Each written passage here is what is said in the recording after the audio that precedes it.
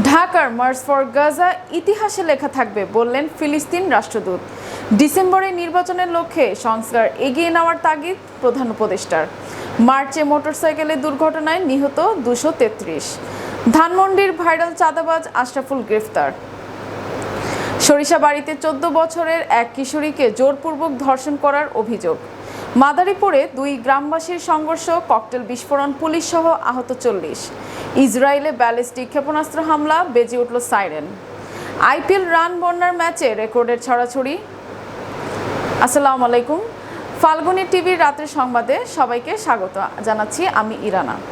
এতক্ষণ শুনলেন সংবাদ শিরোনাম, এবার বিস্তারিত।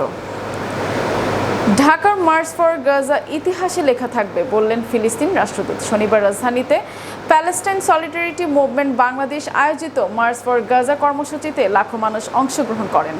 দলমত নির্বিশেষে এই মানবিক সমাবেশ বিশ্বজুড়ে আলোড়ন সৃষ্টি করে।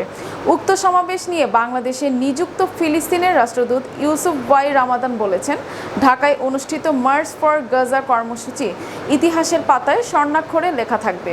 তিনি এই ঐতিহাসিক সমাবেশকে যুগে যুগে প্রতিধ্বনিত হওয়ার মতো ঘটনা বলে আখ্যায়িত করেছেন। 12 এপ্রিল শনিবার গণমাধ্যমে পাঠানো এক বিবৃতিতে রাষ্ট্রদূত বলেন, ঢাকা তার অতুলনীয় মানবিকতা দিয়ে বিশ্বকে বারবার চমকে দিচ্ছে। গাজার প্রতি সংহতিতে আয়োজিত এই বিশাল সমাবেশ প্রজন্মের পর প্রজন্ম ধরে প্রতিধ্বনিত হবে। এটি সীমান্ত পেরিয়ে ন্যায়ের বার্তা ছড়িয়ে দিবে।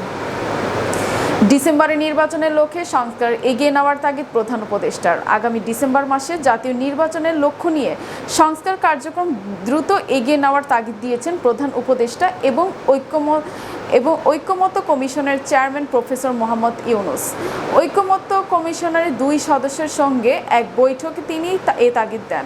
শনিবার বিকালে প্রধান উপদেষ্টা সরকারি বাসভবনে যমুনার এই বৈঠক অনুষ্ঠিত হয়।